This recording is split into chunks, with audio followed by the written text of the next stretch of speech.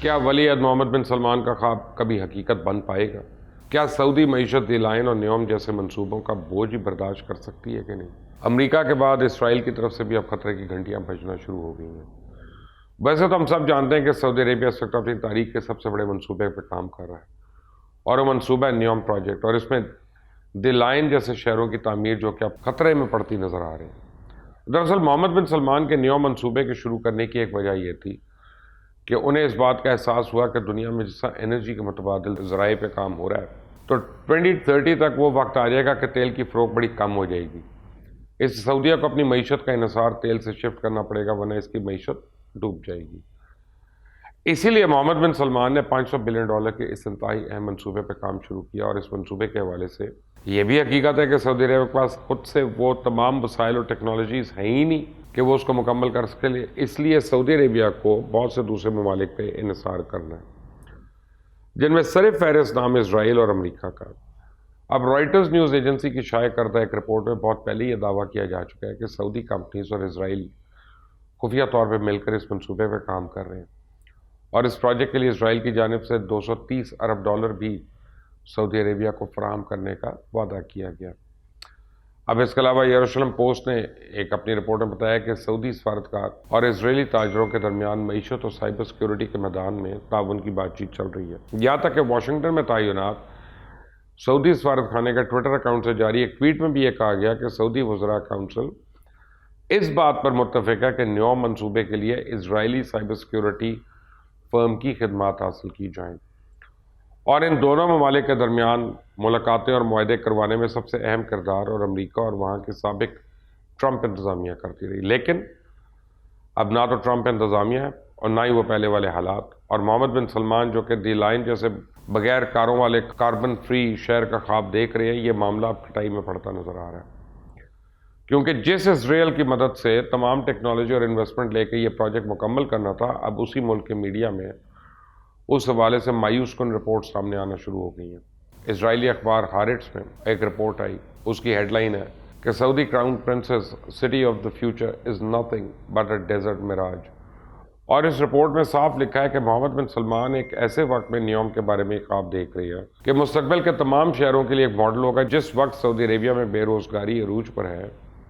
اور وہ اپنے شہریوں کے لیے ملازمتیں نہیں ڈھونڈ پا رہے، اور ریاض میں آسمان سے باتیں کرتی عمارتیں اس وقت خالی پڑی ہیں،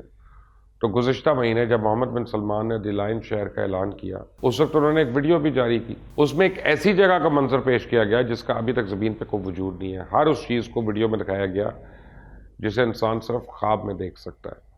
ایک ایسا شہر جہاں نہ کارز ہوں گی، نہ گاڑیاں ہوں گی، نہ گلیاں ہوں گی، اور شہر کاربن کے اخراج سے پاک اور نیچر کے بہت زیادہ قریب ہوگا۔ ہر چیز 20 منٹ کی واک کی دوری پہ ہوگی۔ اس کے علاوہ حیرت انگیز پہاڑی نظارے، شاپنگ سینٹرز، کھیلوں کی سہولیات، سیاحت کے تفریح مقامات سب موجود ہوں گے۔ لائن سٹی جو تقریباً 160 کلومیٹر کی پٹی ہے، یہ سفید بحیرہ احمر کے ساحلوں کو پہاڑوں سے جوڑتی ہے، جہاں آرٹیفیشل انٹیلیجنس کی مدد سے خود مختار کمیونٹیز تعمیر کی جائیں گی، اور اس کی متوقع لاگت کے بارے میں سن کر آپ کو یہ حیرانی ہوگی کہ نیوم منصوبے جس کی کل لاگت 500 بلین ہے، جب اس میں $150 سے $200 بلین ایک شہر کی لاگت ہے، اور دوسری طرف جن لوگوں کو ویڈیو میں یہ دکھایا گیا کہ وہ بھی سعودی کلچر سے میچ نہیں کرتے، خاص طور خواتین کو جدید اور فیشنیبل لباس میں دکھایا جانا حیران کن ہے۔ اگر یہ شہر سیاحوں اور ترقی پسند فیشنیبل لوگوں کے لیے تعمیر کیا جا رہا ہے تو سوچنے کی بات ہے کیا وہاں بھی کوئی رہنا بھی چاہے گا کہ نہیں، اور اس منصوبے میں 10 لاکھ افراد کی رہائش کی بات کی گئی ہے، جن کے لیے 3,80,000 سے زیادہ ملازمتیں مہیا کی جائیں گی۔ تو سوال یہ ہے کہ اب جب ابھی موجودہ حالات میں سعودی حکومت اپنے شہریوں کو نوکریاں دینے میں ناکام ہے، اور ریاض میں 60 منزلہ آسمانوں سے باتیں کرتی عمارتیں خالی پڑی ہیں کیونکہ وہاں کوئی انویسٹر نہیں جانا چاہتا، تو نئے شہر کا خواب پورا کیسے ہوگا؟ اس کے علاوہ سعودی عربیہ میں انسانی حقوق کے مسائل موجود ہیں، کیا کوئی ترقی پسند ماڈرن لوگ وہاں جا کر رہنے کا سوچیں گے بھی؟ ایک بڑا سوال ہے، کیونکہ ابھی تک محمد بن سلمان کے ماتھے پہ جو جمال خشوگی قتل کا الزام ہے نا، وہ کالا دھبا دور نہیں ہوا۔ گوگل نے کلاؤڈ سرورز کو سعودی عرب منتقل کرنے کے لیے سعودی تیل یعنی کمپنی ارامکو کے ساتھ ایک معاہدے پہ دستخط کیے تھے، لیکن ہیومن رائٹس کی تنظیمیں جو ہیں ان کی جانب سے لاکھوں صارفین کی معلومات کو سعودی عربیہ کے کنٹرول میں رکھنے کے اقدام پہ سخت تنقید کی جا رہی ہے۔ کہا جا رہا ہے یہ ممکن ہی نہیں کہ گوگل سعودی دباؤ کا مقابلہ کر سکے، اس لیے گوگل کو کسی ایسے معاہدے سے باز رہنا ہوگا۔ اب اس کے علاوہ اس پروجیکٹ میں جس طرح کے ہنرمند افراد کی ضرورت ہے وہ سعودی عربیہ میں ہے ہی نہیں، جبکہ سعودی عربیہ میں قانون ہے کہ کسی بھی کاروبار میں مالک پر پابندی ہوتی ہے کہ وہ ایک خاص حد تک سعودی شہریوں کو ہی ملازمت پر رکھے گا، ورنہ انہیں جرمانے اور پابندیوں کا سامنا کرنا پڑ رہا ہے، جبکہ ہائی ٹیک کی فیلڈ میں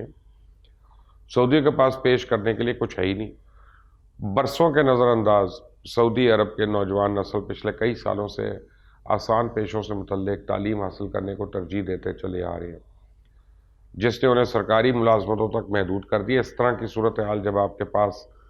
اسکل لیبر ہی نہیں ہے تو ایسے پروجیکٹ پہ کام کیسے ہوگا؟ تو آپ خود سوچیں، کوئی انسان کیسے محمد بن سلمان کے سعودی ویژن 2030 کے منصوبے پہ یقین کر کے اس کے فروغ میں مدد کر سکتا ہے؟ پہلے معاملات کچھ مختلف تھے۔ سعودی حکمرانوں کو ہر معاملے میں امریکہ کی مدد حاصل رہتی تھی اور امریکی صدور ہمیشہ مشرق وسطیٰ میں سب سے پہلے سعودی عربیہ کے دورے کو ترجیح دیتے تھے، لیکن اب ولی عہد شہزادہ محمد بن سلمان 2 سال سے امریکہ ہی نہیں گئے۔ ان پہ امریکن عدالتوں میں مقدمے چل رہے ہیں اور اب محمد بن سلمان کو ایک ایسے نئی امریکن پریزیڈنٹ کے ساتھ معاملات کو طے کرنا ہے جنہوں نے ولی عہد شہزادے سے اپنی ناپسندیدگی اور نفرت کو چھپایا نہیں بلکہ اپنے حالیہ اعلانات اور بیانات سے ثابت بھی کر دیا۔ پریزیڈنٹ بائیڈن نے اپنی انتخابی مہم کے دوران کہا تھا کہ ٹرمپ انتظامیہ نے سعودی عربیہ کے نام پر ایک خالی چیک کاٹ کے دیا ہوا ہے، اور انہوں نے یہ بھی الزام لگایا کہ ٹرمپ نے سعودی عربیہ میں انسانی حقوق کی خلاف ورزیوں پہ آنکھیں بند کر رکھی تھی۔ اور اب جو بائیڈن کی جانب سے یمن میں جاری جنگ میں سعودی عربیہ کو حاصل امریکی تعاون روکنے کا اعلان کر دیا گیا، اور اس کے علاوہ بائیڈن کے زیر قیادت امریکن حکومت سابق صدر کے ٹرمپ کے دور میں عرب ممالک کے ساتھ اربوں ڈالر کے فوجی معاہدوں کا بھی جائزہ لے رہی ہے۔ اسلحے کی فروخت کے سودوں کو بھی عارضی طور پر معطل کرنے کا فیصلہ ہے، اور اس کا اثر F-35 فائٹر پلینز کے معاہدے پہ بھی پڑے گا۔ گائیڈڈ میزائلز کی فروخت بھی روکی جا رہی ہے۔ اس لیے اب جب تک جو بائیڈن کی پالیسیز سعودی عربیہ کو لے کے واضح نہیں ہو جاتی، بڑے بڑے سرمایہ کار خاص طور پہ اسرائیلی کبھی بھی ریاض کے دروازے پہ دستخط نہیں دے گا۔ وبا اور حج اور عمرے پہ پابندی کی وجہ سے پہلے ہی سعودی معیشت کا برا حال ہو چکا ہے، تو اب ان سرمایہ کاروں کے تعاون کے بغیر یہ صورت تو کسی صورت ممکن نہیں ہے کہ محمد بن سلمان اپنے اس نئے شہر کے خواب کو پورا کر سکے۔ دوسری جانب محمد بن سلمان کے 2030 کے ویژن کے تعبیر کے لیے 10 سال سے بھی کم وقت باقی ہے۔ اب دیکھنا یہ ہے کہ ان چیلنجز سے نمٹتے ہوئے محمد بن سلمان کیسے ریاض کو مشرق وسطیٰ کے لنڈن میں چینج کرتے ہیں، اور محمد بن سلمان وہ کون سا کارڈ کھیل سکتے ہیں کہ حالات ان کے فیور میں چینج ہو جائیں گے، ان کا خواب پورا ہو سکے گا، پتہ نہیں۔ لیکن آپ اس چینل کو ضرور سبسکرائب کریں، بیل آئیکن پریس کریں۔ اللہ حافظ۔